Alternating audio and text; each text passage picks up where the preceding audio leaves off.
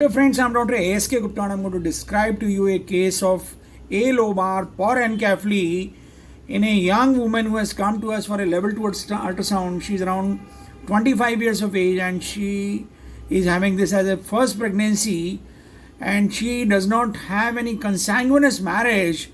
But when we see the fetus, we find that the fetus has gross congenital anomalies and the fetal skull is grossly deformed and it is hugely dilated. Porencephaly is a term used when there is a cyst-like structure inside the calvarium and it compresses the brain tissue to develop into encephalomalacia. And when we see further, we find that the porencephaly can be of many varieties. The one can be Alobar, another can be semi-lobar, or it can be lobar. Alobar is said to be there when the brain tissue does not divide into right and the left hemisphere, or semi-lobar is said when there is a partial division of the brain tissue into the left and the right, and the lobar is said when there is division but the cyst develops despite that. If you see carefully, we find that these are the two orbits, and these two orbits they appear to be very near to each other. It means that the intercanthal distance between the two has decreased. Probably we are dealing with a case of hypotelorism along with the porencephaly, and you can see that there is a big cyst inside the calvarium, and this is the basically single ventricle at the posterior part of the skull tissue, and this is the posterior fossa. You can see both the cerebellar hemisphere over here, and the cisterna magna seems to have increased in size, and this is a protrusion in the part of the calvarium on the left hand side, probably because of the increased pressure. This is a good view in which you can see that there is a protrusion on the left hand side. There is a big cyst on the posterior side of the skull, and both the thalami they appear fused. This is partly the cavum septum pellucidum, but it is not very well developed. There is no septum at the back. The thalamus and both the thalami they appear to be fused, and just behind the thalami that you find that there is a single ventricle which is occupying nearly the whole of the skull. See that this is the frontal lobe which are developed on both the sides, and posteriorly the whole skull has been occupied by a single ventricle which has compressed the frontal lobes anteriorly, and there is a temporoparietal bossing of the skull.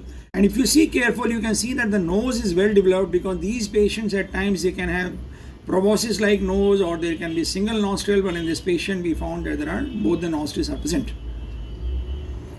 If you see carefully, then we see that both the eyes are closely set. If I see the other facial features, we find that the nose is developed, both the nostrils can be seen, and if I try to see the opening of the mouth, we find that the mouth can be seen, and the lens inside the eyes can also be seen.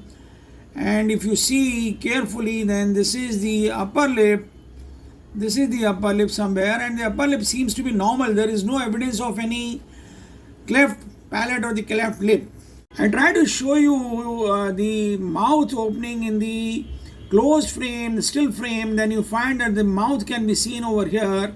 This is the beautiful lens which is seen inside the eyeball. Now you can see that the lens can be seen in both the eyeballs and orbits. You focus on this area and you find this is the exit scan at the level of nostrils, and you can find there are two nostrils over here, one over here. I go to the other parts, I find that both the hands of the feet are well developed, and the hands they have active movements, and the active movement of the hands is signifying that there is no neurological deficit at the level of hands. Sense of polydactyly or syndactyly in the hands.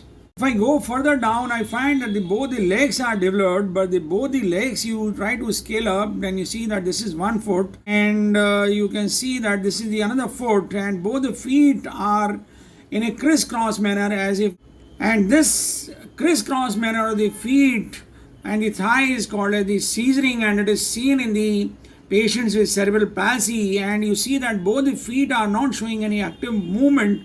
It means that the fetus is having paraplegia. This is the heart of the patient in the thorax, and you can see that this is the abdomen cross section, and this is the small stomach bubble over here. This is probably the umbilical vein. And you can see from abdomen we go to the down below, and we can see both the lower limbs which are in a scissoring position, and this is the 3 vessel cord which is normally developed.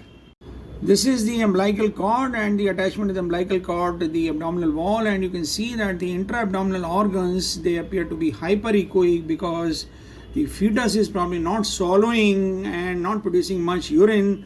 So the stomach bubble is also very small, and we'll see that the bladder bubble is also very small and inconspicuous in this patient.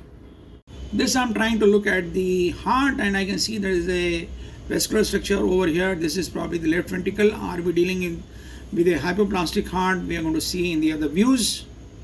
This is the 4-chamber view of the heart, which is seen only for a few seconds, and you can see that the right side, this is the left side, and these are the atria, and the 4-chamber view is pretty well seen. I'm trying to scan the lower limbs, and I find that despite the interval scan, the lower limbs are in the same position and they are not actively mobile. This is the hand-on view of the foot. The foot seems to have developed normally and there is no polydactyly. This is the craniovertebral junction again. The hands can be seen beautifully mobile. This is the left side, and you can see that this is the heart, and the gastric bubble is on the left side, so there is no situs inversus. This I'm again trying to focus on the craniovertebral junction, but I'm not able to make a proper view of the spine either in the AP view or in the sagittal section. But spine can be seen developing slowly somewhere. Should be some spinal dysraphism or some open neurological deficit in the spine somewhere, which is giving rise to this polyhydramnios. This I'm trying to focus the spine, but I'm not able to make a proper view of the spine.